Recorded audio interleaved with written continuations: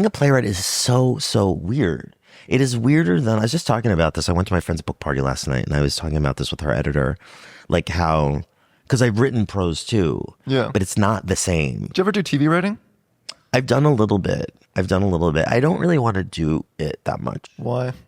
It's low craft. It's just, no, it's pedestrian. I just think, no, it's not that. It's like, I did writer's room and I kind of liked doing the writer's room, but there's something about telling someone else's story. And then, because when you're in a writer's room, they go, okay, so now we're mapping out the story. So then like, you know, she goes and she cowers in the basement and the husband like smashes. It's very functional. Yeah. And then well, they'll tell you like, this is the story. And then you can't be like, I don't think that she should cower. She should come in and say, hey, I want to have a conversation. And they're like, no. Yeah, you have very narrow parameters to be You can't creative. do that. You know, and so, so you have to figure out like, what's the best way of like doing this thing that I'm like not into. Yeah. And I don't like that.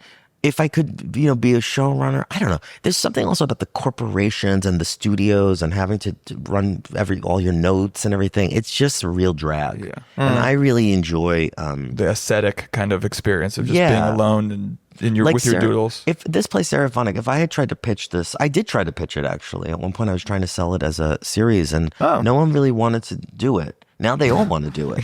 But I mean, at the time I was like, no, thanks. We're going to do Daisy Jones in the 6. Yeah, exactly. And I'm thinking like, but I think it's such a good idea. And like, what do you mean? Like, and no one believes me. No, and now there'll be 10 Stereophonic copies. Yeah. And it's like, because they don't know anything but the last thing. Right. That's the thing. They want what they just saw, or like, it's almost like they're on the spectrum a little. Like they say like, well, she had a purple scarf in that show and it made $100 million. So why don't you put purple in this one? Yeah. Like, you know what I mean? Like that. Well, it's also getting worse because the industry is drying up and there's so little like room for error.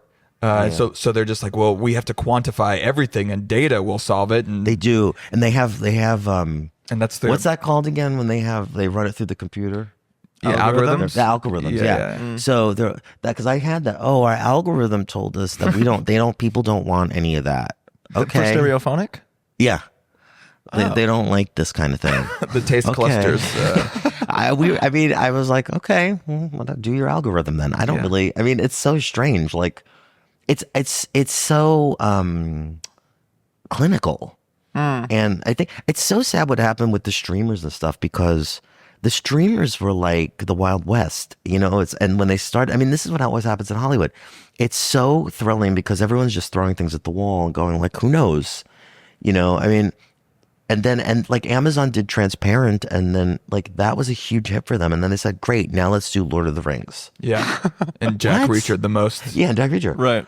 And it's great. It's just kind of like, I don't know, isn't there any place where... Well, they're selling toilet paper. Their goal is to just like get you to watch things in between, you know, subscription orders of Yoo-Hoo. And they sell video. They make you watch commercials now.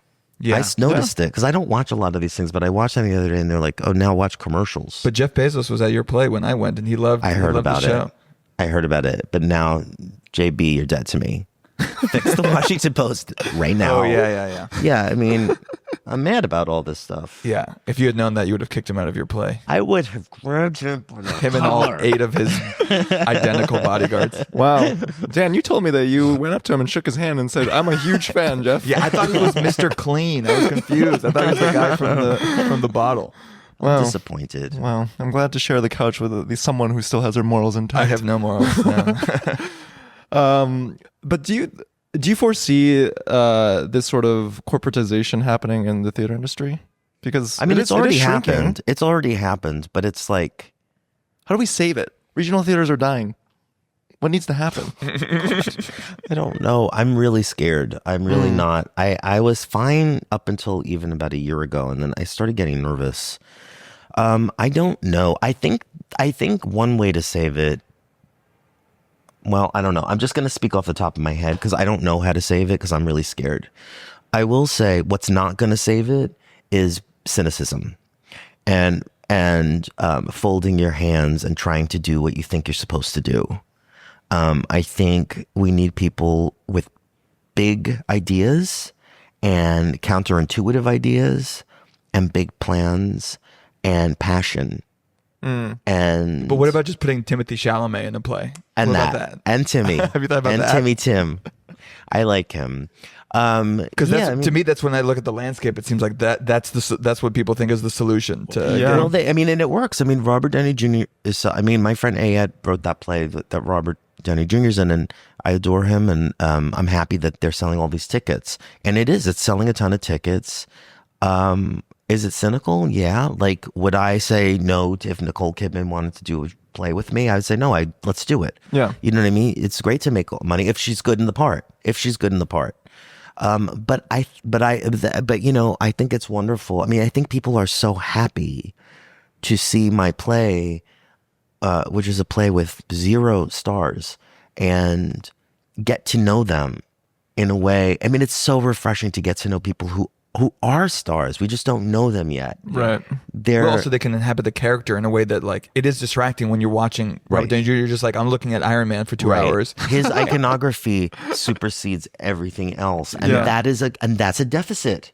Yeah. In a play, unless you want that to work for you, unless you want to take that iconography and use it and subvert it. Yeah. Was there any stage in the process when you were trying to get investment where did anyone suggest, like, what if we get, Yes, someone a little bigger? Yes, we had many phases and many commercial producers attached in different phases.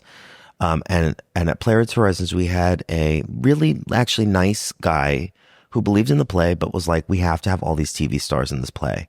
And my director and I were like, what the hell? Like, I mean, and then the names were just Jim not. Parsons plays the drums. he's been taking lessons. That's not super far from what we were being suggested. And we were just like, listen, we'll meet with anybody. Like, maybe these people will be great. Yeah. But like, in my heart of hearts, I didn't want to do that. And then eventually that guy wasn't involved anymore. And we were able to just look at actors who excited us. And I was so happy with how that came out. Okay, that was Middlebrow.